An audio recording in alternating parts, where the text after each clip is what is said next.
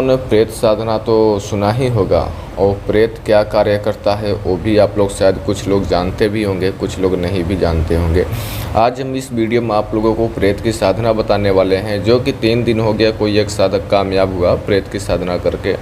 और same to same उसका अनुभव आप लोगों को नहीं बताऊँगा, क्योंकि कोई भी साधक हो वो साधना करता है, जो भी उसका अनुभव होता है वो कभी भी पब्लिक नहीं करता है। साधक और गुरु के बीच में ही ये होता है अनुभव जो होता है, ठीक है।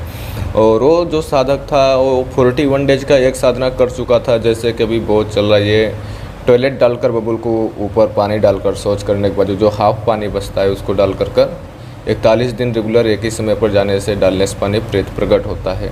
उन्होंने वो साधना कर ली थी बट असफल हो गया था। तो आज उनको हमने एक सिफली अमल दिया था, जो कि वो 1 दिन से 3 दिन के अंतर्गत था। और उस सिफली अमल का मतलब क्या होता है कि आप लोगों को शायद पता ही होगा, जो कि डायरेक्टली पावरफुल पहले से ही होता है। सिद्ध मंत्र को ही साबर मंत्र कहते हैं। इस मंत्र में हम साबर मंत्र भी उस शक्ति को देने वाले हैं, ठीक है। कैसे बुलाना है, क्या करना है, पूर्ण रूप से डिटेल के साथ हम बात करेंगे। अगर आप हमारे चैनल पर भी नए हो तो सब्सक्राइब करना, वीडियो पसंद आए अन्यथा छोड़कर चले जाना, ठीक है। जो ये प्रेत की साधना हम बताने वाले हैं, इससे असंभव काम को भी इंसान संभव में कर लेता है, ठीक है। आपको इससे नाजायज़ काम तो नहीं करना चाहिए, जायज़ ही काम करना चाहिए। और आपको किसी को बताना नहीं चाहिए कि मैं ये साधना करने वाला हूँ या करने जा रहा हूँ या क्या है कैसे है। और ये साधना मैं आपको पूर्ण रूप से स्पष्ट रूप से बताऊंगा। बिना गुरु के मार्गदर्शन में अगर कोई भी साधक ये साधना करता है, उसके ऊपर खतरा होता है या कुछ भी उसको प्रॉब्लम होता है, तो हमारा जिम्मेदारी नहीं है, ना चैनल का जिम्मेदारी है, ठीक है ना। ये साधना एक खतरनाक रूप है।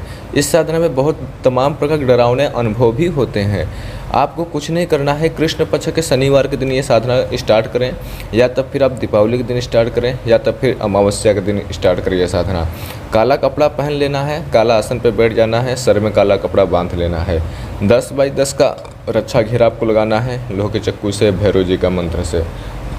इतना कर लेने के बाद आपको सामने 4 किल गाड़ना है, लोहे की 4 किल गाड़ना है। उस पर एक छोटा सा मिट्टी का बर्तन रख देना है, उसमें आपको पानी डाल देना है और साबुत चावल डाल देना है, यानी बिना टूटा हुआ चावल डाल देना है, ठीक है। अब आपको काला तिल थोड़ा ले लेना है, और उड़द ले लेना है, और कपूर ले लेना है, और आक की लकड़ी ले लेना है, या बांस की लकड़ी ले लो, ठीक है। नहीं मिलता है तो लास्ट में आम की भी लकड़ी ले सकते हो। इतना ले लेने के बावजूद आपको एक मंत्र भी मैं आपको वीडियो में शो कर दूंगा, ठीक है। वो मंत्र आपको 11 माला करना है और रुद्राक्ष की माला से करना है, ठीक है।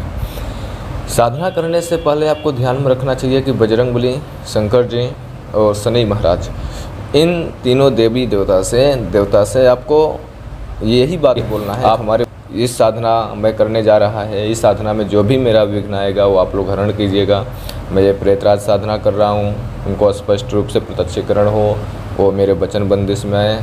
जो भी गलती हो आप लोग माफ़ करें, क्षमा याचना करें। कान पकड़कर आप मन में ही ऐसे रमन कर लेना है, और वो जो मंत्र है 11 माला जाप करना है, ठीक है।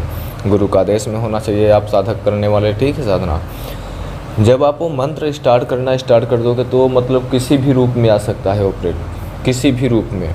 बिल्ली, बंदर, बड़ा सा कोई भी पशु का रूप पकड़ करके किसी भी रूप में आ जाता है।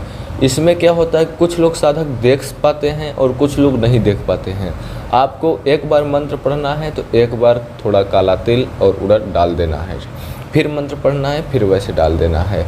और जो पानी और चावल जो 4 किलो के ऊपर आपने ऊपर रखा है उसको छूना नहीं है।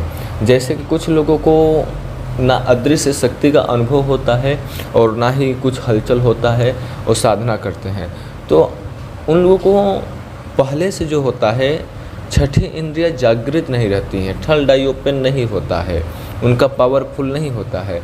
और जो लोग जैसे कि पूजा पाठ साधना करते चले आ रहे हैं, कई बार कुछ भी साधना किए हों, तो उन लोगों को शक्ति प्रत्यक्षीकरण जल्दी हो जाती है, साधना में जल्दी कामयाबी होती है। और जो लोग साधना नहीं करते हैं, नहीं कर रहे हैं, नॉर्मल भी पूजा पाठ नहीं कर रहे हैं, तो उन लोगों को थोड़ा सा प्रॉब्लम होता है। तो जो चावल और पानी आपने रखा है, तो जो लोगों को प्रॉब्लम होता है उन लोगों को जो पानी है वो पकना स्टार्ट हो जाएगा, जो चावल है वो पकना स्टार्ट हो जाएगा। जैसा चावल पकता है तो उसमें भड़ भड़ की आवाज़ आती है उबाल के वजह से ना, उसी तरह उसमें भी भड़ भड़ की आवाज़ आने लगेगी। आपको खुद को लगेगा कि चावल जैसा पक रहा है। तो आपको खुद को समझना चाहिए कि हमारे आसपास में शक्ति आ गई है और हमको अपना मंत्र पे फोकस करना है, ना कि ध्यान भटकाना है।